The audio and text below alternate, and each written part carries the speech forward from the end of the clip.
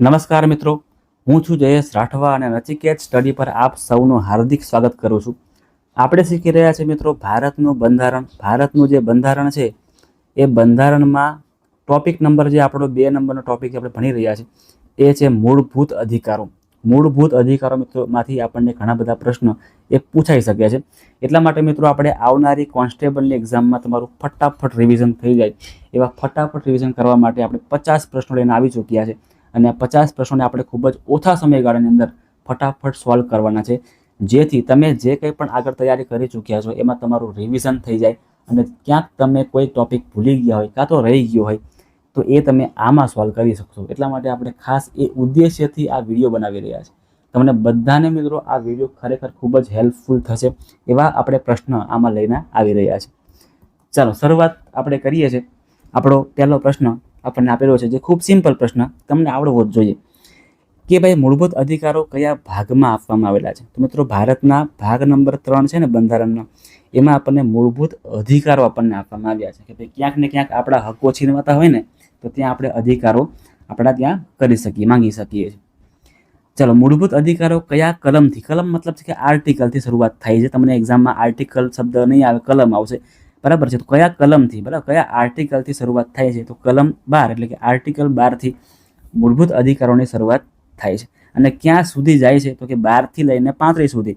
શરૂઆત થાય છે 12 થી અને જાય છે ક્યાં સુધી? તો કે 35 સુધી એ મૂળભૂત અધિકારો રહેલા છે. ક્યાં? તો કે ભાગ નંબર 3 ની અંદર, હે ને. આવું તમારે એકદમ સિમ્પલ યાદ રાખવાનું છે. કેટલા અધિકારો ભારતના દેશ નાગરિકોને મળ્યા છે? તો મિત્રો આપણને કુલ 6 અધિકારો મળેલા છે. કુલ 6 અધિકારો મળેલા છે. અધિકારની પ્રેરણા કયા દેશમાંથી લેવામાં આવેલી છે? તો કે મૂળભૂત અધિકારોની પ્રેરણા એ આપણને અમેરિકા દેશમાંથી લેવામાં આવેલી છે. આ આપણે અમેરિકા દેશના બંધારણમાંથી લીધેલી છે. ત્યાર પછીનો પ્રશ્ન છે, મૂળભૂત અધિકારો એ કઈ વાતની ખાતરી આપે છે? તો કે જે કંઈ પણ નાગરિકો ભારતમાં રહે છે એ ભારતના નાગરિકોની રક્ષા અને દરેક માણસને સમાનતા પ્રાપ્ત થઈ રહે, આ બે હેતુસર આ અધિકારો આપણને આપવામાં આવેલા છે. ક્યાંથી અમલમાં આવ્યા? તો કે સિમ્પલ છે ભાઈ, જ્યારે ભારતનું બંધારણ અમલમાં આવ્યું એટલે કે 26 જાન્યુઆરી 1950થી એ મિત્રો અમલમાં આવેલા છે, બરાબર. કુલ મિત્રો સૌથી પહેલા 7 હતા. 7ની જગ્યાએ હવે થઈ ગયા છે કેટલા? 6. જેમાં મિત્રો 2002ની અંદર મિલકતનો અધિકાર જે છે ને એને રદ કરવામાં આવેલો છે. એટલે 7માંથી હવે કેટલા અધિકાર રહી ગયા છે? તો 7માંથી હવે માત્ર ને માત્ર 6 અધિકાર રહી ગયા છે. આ મિલકતના અધિકારને હવે કેન્સલ કરવામાં આવેલો છે 2002ની અંદર.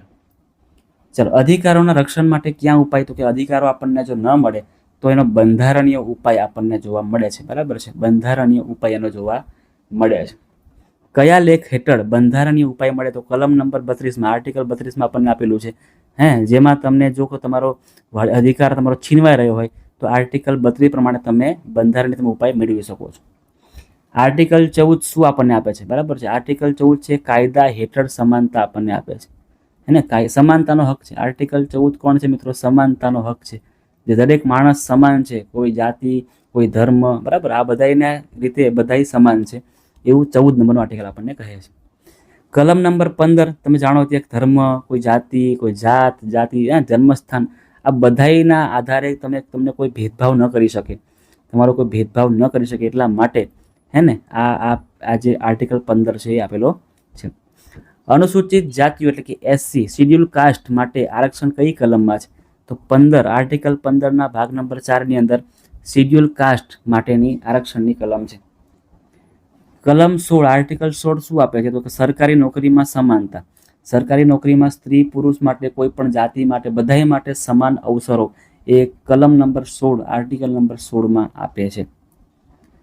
આર્ટિકલ 17 શું કહે છે? આર્ટિકલ 17 મિત્રો અસ્પૃશ્યતા નિવારણની આર્ટિકલ છે, જેમાં કોઈ પણ માણસને નીચો ન દોરવી શકે, કૂવામાંથી પાણી ભરતા ન રોકી શકે, મંદિરમાં જતા ન રોકી શકે. એટલે કે અસ્પૃશ્યતા નિવારણ એ આર્ટિકલ 16 જે 17 છે એ નિષેધ કરે છે. આર્ટિકલ 19 શું નિષેધ કરે છે મિત્રો? તો કોઈ પણ બિરુદો અને ખિતાબો જે છે, હે ને, એ નિષેધ કરે છે. Article number 18. કલમ નંબર 19 હેઠળ કેટલા મુક્ત અધિકારો છે? તો કે 6 જે છે એ મુક્તિ અધિકારો છે. 19(1) એ શું આપે છે? તો અભિવ્યક્તિની મુક્તિ, બરાબર છે. અભિવ્યક્તિની મુક્તિ આપે છે. 19(a) જે છે મિત્રો, 19(a) એમાં તમે ગમે તે જગ્યાએ ગમે તે બોલી શકો, એવું નહીં, પણ ગમે તે જગ્યાએ તમે તમારી રજૂઆત કરી શકો, તમે અભિવ્યક્તિ કરી શકો છો, એ તમને આપે છે 19(a). કલમ 20માં શું કહેવા માંગે છે? તો કલમ નંબર 20 છે, આર્ટિકલ નંબર 20 છે, એમાં ગુનાહિત કેસમાં સુરક્ષા એ પ્રોવાઈડ થાય છે, પૂરી પાડવામાં આવે છે. આર્ટિકલ 21 શું આપણને આપે છે? તો કે જીવન અને વ્યક્તિગત સ્વતંત્રતા, જીવન જીવવાની અને વ્યક્તિગત સ્વતંત્રતા આપણને આર્ટિકલ નંબર 21 આપે છે. જીવનનો અધિકાર એ કઈ કલમ હેઠળ આવે છે? તો કલમ નંબર 21 હેઠળ જીવનનો અધિકાર મળે છે. કલમ નંબર 22 જે છે, આર્ટિકલ 22 ધરપકડ અને કાનૂની સહાય માટે છે. કલમ નંબર 23 છે, આર્ટિકલ 23 છે, માનવ તસ્કરી અને જબરજસ્તી મજૂરી કરવામાં આવે તો એના માટે કલમ 23 કામ કરે છે. કલમ 24 સુનિશ્ચિત કરે છે? તો કે બાળકો પાસે જોખમકારક કામ, કે ભાઈ બરાબર 14 વર્ષથી નાના બાળકોને કામ કરવામાં આવે તો ભાઈ એ ખોટી વાત છે, બંધારણમાં એવી કોઈ છે જ નહીં. એ નિષેધ એનો 24મા નંબરનો આર્ટિકલ કરે છે. આર્ટિકલ 25 શું સુનિશ્ચિત કરે છે? તો કે ધર્મની માન્યતા અને તેનો અભ્યાસ એ સુનિશ્ચિત કરે છે. આર્ટિકલ 26 છે, ધાર્મિક સંસ્થાઓની સ્વતંત્રતા, એના પર ભાર આપે છે. કલમ નંબર 27 છે, એ કહે છે કે ધર્મ માટે વસૂલાત બરાબર છે, એ રોકી શકે છે. ધર્મ માટે કોઈ કર બર લઈ શકે નહીં. કોઈની ઈચ્છા હોય તો કોઈ એની દાન આપી શકે, પણ માંગી શકે નહીં, કર ઉઘરાવી શકે નહીં. એનું ટોટલી એ રોકે છે. કલમ 28 શું સંલગ્ન છે? તો કે શૈક્ષણિક સંસ્થાઓમાં ધર્મ સંબંધિત શિક્ષણ એને આપી શકે છે, ના આપી શકે એવું નહીં. શૈક્ષણિક સંસ્થાઓ જે છે એની પોતાની શૈક્ષણિક સંસ્થાઓમાં આપી શકે, બાકી જે તમે જાણો છો તેવી રીતે મુસ્લિમ મદ્રાસા રીતે એ લોકો શિક્ષણ આપી શકે છે. એ ધર્મ સંબંધિત શિક્ષણ એ આર્ટિકલ 28 સંલગ્ન છે. કલમ 29 શું સુરક્ષા આપે છે? તો ભાષા અને સંસ્કૃતિની રક્ષા એ કલમ 29 સુરક્ષા આપે છે. કલમ નંબર 30 શું અધિકાર આપે છે? તો અલ્પસંખ્યકોને શૈક્ષણિક સંસ્થા ચલાવવાનો અધિકાર આપે છે. આર્ટિકલ 32 ન્યાય માટે સીધા સુપ્રીમ કોર્ટમાં અરજી કરી શકીએ છીએ, એ આપણે આપી શકીએ. કલમ 226 જે છે કઈ કોર્ટ માટે છે? તો કે હાઈકોર્ટ માટે છે. ડૉક્ટર આંબેડકરે કઈ કલમને આમુખનું હૃદય? તો કલમ નંબર 32 જે છે એટલે બંધારણીય ઇલાજોનો હક જે છે ને એને આમુખનું હૃદય અને આત્મા કીધેલું છે. કેટલા પ્રકારની રીટ છે? રીટ એ 5 પ્રકારની રીટ છે મિત્રો. હેબિયસ કોર્પસ એટલે શું? તો દંડ વિના બાંધકામ નહીં, બરાબર, દંડ વિના સુરક્ષા. દંડ આપણને થયો હોય તો એની સામે આપણે સુરક્ષા મેળવી શકીએ છીએ, એને આપણે કહીએ દંડ વિના સુરક્ષા. કે આપણને કોઈ આપણા પર દંડ થયો હોય તો એના પર આપણે સુરક્ષા મેળવી શકીએ છીએ. મેન્ડામસ પણ કહેવામાં આવે છે. મેન્ડામસ એટલે શું? તો કાયદા પાલન માટે આદેશ, હે ને, કોઈ કાયદાનું પાલન ન કરતું હોય કોઈ પણ અધિકારી, તો એના માટે આપણે એને આદેશ કરી શકીએ છીએ, મેન્ડામસ. આને મિત્રો પરમાદેશ પણ કહેવામાં આવે છે. પરમાદેશ કે ભાઈ એને હાઈકોર્ટ જે છે કાં તો સુપ્રીમ કોર્ટ છે એને સીધો જ ઓર્ડર કરી શકે છે. પ્રોહિબિશન એટલે શું?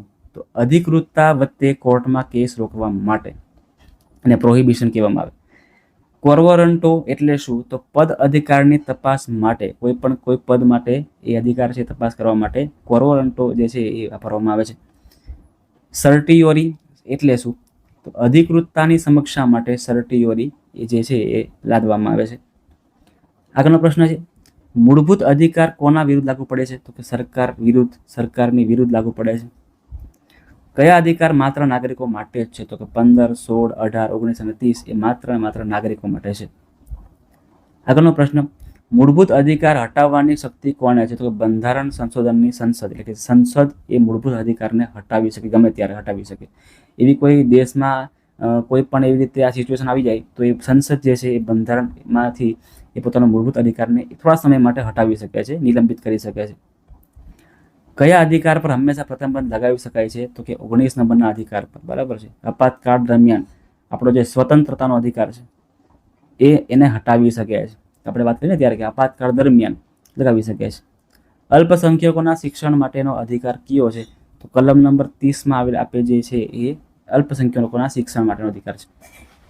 અસ્પૃશ્યતા કાયદેસર રીતે સેના દ્વારા નાબૂદ કરવામાં આવી? તો કલમ નંબર 17 દ્વારા અસ્પૃશ્યતા નિવારણ કાયદેસર રીતે એને નાબૂદ કરવામાં આવેલી છે. ભારતના નાગરિકને સરકાર સામે શું સુરક્ષા મળે છે? તો કે ન્યાયિક રીટ દ્વારા સુરક્ષા મળી શકે. સરકાર ડાયરેક્ટ એને પકડીને લઈ જઈ શકે નહીં, એને ન્યાયિક રીટ એ મેળવી શકે છે. આપણે તે વાત કરીએ ને હેબિયસ કોર્પસની, તો એ પણ એવી રીતે છે કે દંડ સામે પોતે વિરોધ કરી શકે છે. મૂળભૂત અધિકારનો ઉદ્દેશ્ય શું છે મિત્રો? તો મૂળભૂત અધિકારનો ઉદ્દેશ્ય નાગરિકોની સુરક્ષા અને રક્ષણ. મૂળભૂત અધિકારો ક્યારે નિલંબિત થાય છે? તો રાષ્ટ્રપતિ શ્રી દ્વારા ઘોષિત નેશનલ વાઇડ ઇમરજન્સી, જ્યારે પણ ઇમરજન્સી લાગુ કરવામાં આવે ત્યારે અધિકારોને નિલંબિત કરવામાં આવે છે થોડા સમય માટે. ચલો, શું આ અધિકારો સંપૂર્ણ છે? તો કે નહીં, કેટલાક નિયંત્રણો પણ આમાં લાદવામાં આવેલા છે. કેટલાક નિયંત્રણો પણ છે, હે ને? મૂળભૂત અધિકારોનું રક્ષણ કઈ સંસ્થાએ કરવું પડે? તો કે ન્યાયાલય, સુપ્રીમ કોર્ટ અને હાઈકોર્ટ. એમાં સુપ્રીમ કોર્ટ છે એ મૂળભૂત અધિકારોનું રક્ષણ કરી શકે છે, કરે છે. ક્લિયર છે મિત્રો? તો આ ટાઈપના ક્વેશ્ચન છે એ તમારું ફટાફટ આપણે રિવિઝન કરવા માટે રાખેલા છે. તમારે ખાસ આ બધા પ્રશ્નોને એકવાર ધ્યાનમાં રાખવાના છે. ક્યાંક ને ક્યાંક તમારી એક્ઝામમાં આવા પ્રશ્ન આવી જતા હોય છે અને આપણને વાંચ્યું હોય છતાં પણ રિવિઝન નથી કરેલું હોતું, એટલા માટે આપણને નથી આવડતા. એટલે ખાસ મિત્રો તમારે આ ક્વેશ્ચનને જોઈ લેવાના છે. મિત્રો, મળીએ છીએ આપણે હવે નેક્સ્ટ વિડીયોમાં ફરી જ નવા ટોપિક સાથે, જેમાં તમારું ફરીથી એક સરસ રીતે આપણે રિવિઝન કરાવીશું અને મજા કરાવીશું.